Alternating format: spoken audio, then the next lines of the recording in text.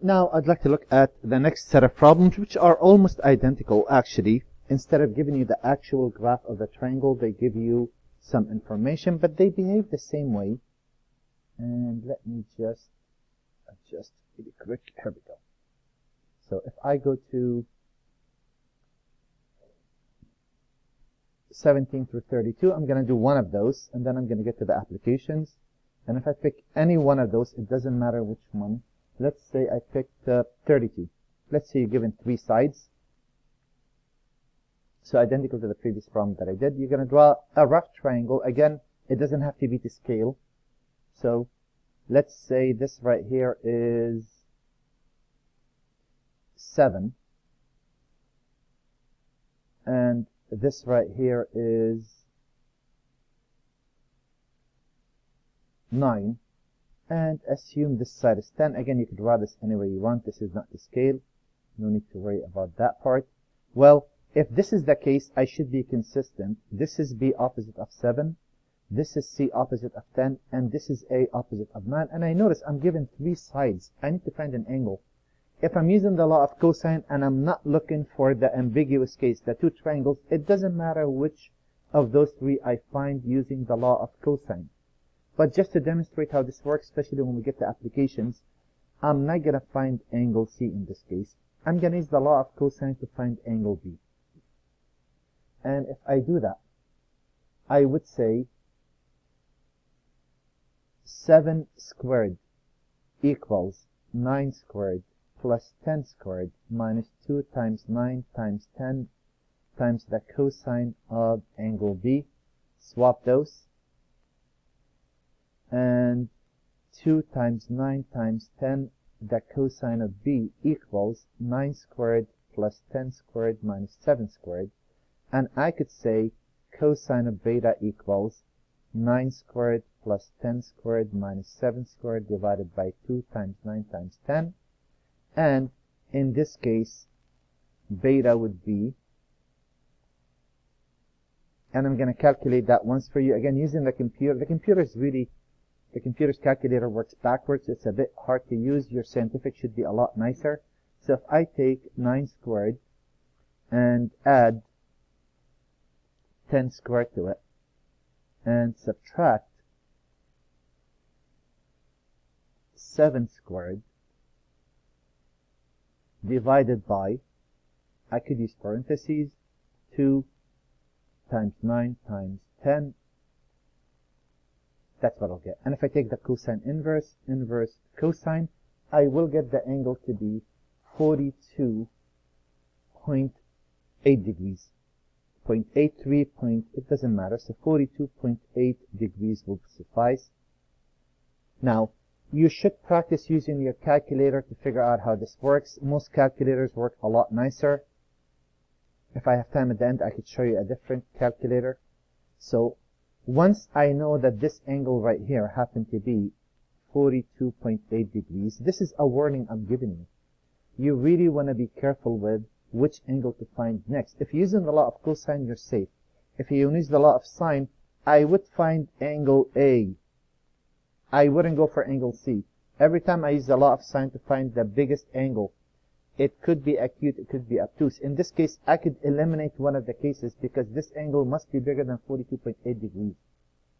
If I don't want to deal with this whatsoever, I'll say, you know what? The sine of 8 to 9 equals the sine of 42.8 degrees to 7. The sine of A would be 9 times the sine of 42.8 degrees divided by 7.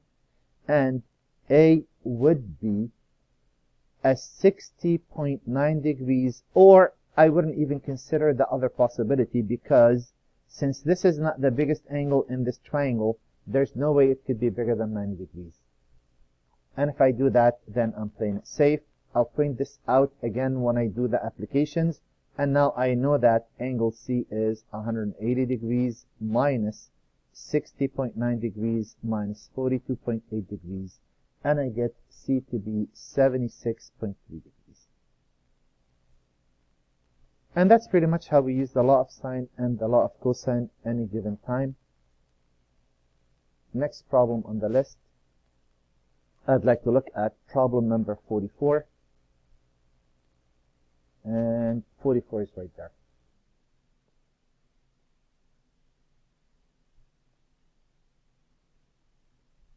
"44 states an airplane flies due north." Let me get the diagram since they gave us a diagram.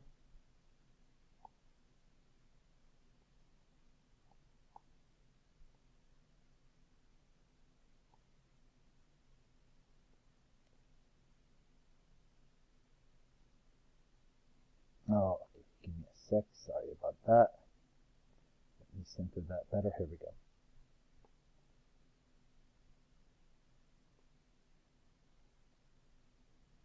So, there it is. And I'm going to shrink that a bit so that I can fit everything in.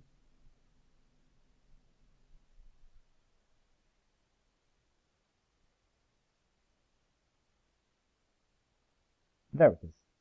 So, now if I read the problem, try to figure out what's going on.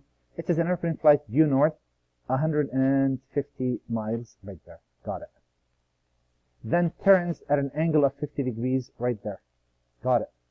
And this distance is 100. Very good. See the figure. Well, anytime you come across one of those, just redraw the triangle, except take the animation out of it, and pretty much you'll see a solid picture of what you're dealing with. I know you don't like word problems, but these word problems are a bit nicer than you think. If I call this F, S, and O, I know this is 100, and I know this is 150, and if this right here is 50 degrees, can't I figure out what this is? Isn't that a straight line? Wouldn't that make this 180 minus 50, which is 130 degrees? And guess what? I have a triangle with two sides and the angle in between. The law of sine wouldn't help. Now if I go ahead and figure out what they want, but I could use the law of cosine to find any of these angles and any of these sides.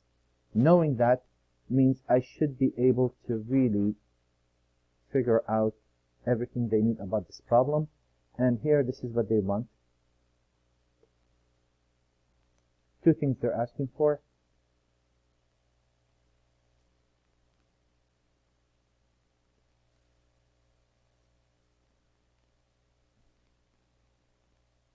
Sorry.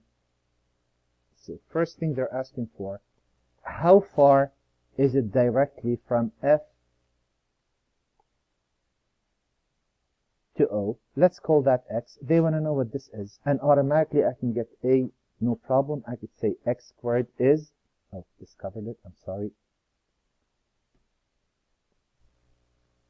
X squared equal 150 squared plus 100 squared minus twice 150, 100, the cosine of 130 degrees.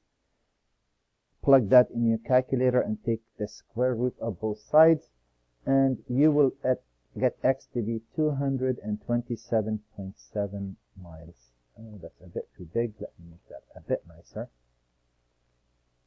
And that takes care of part A. So now I know this is 227.6 miles, not degrees. And if I go for the second thing they're asking for, they're saying at what bearing should the pilot use to fly directly from F to O? They're talking about this bearing, basically this angle. Well, wouldn't you say in part B, the sine of theta to 100 equal the sine of 130 to 227.6? And wouldn't that mean that the sine of theta would equal 100 the sine of 130 divided by 227.6, and that would mean theta equal the inverse sine of both sides, and that will give 19.7 degrees, or, and I'm not going to worry about that. So this is 19.7 degrees. Now how are you going to report that? This is something new. You're going to say we're going to start on the north, and we're going to run 19.7 degrees toward the east. And in case you're not very familiar with those, this is east, this is west, this is north, and this is south. So with bearing, you always have to really set where you start, how many degrees you move toward what, and that would be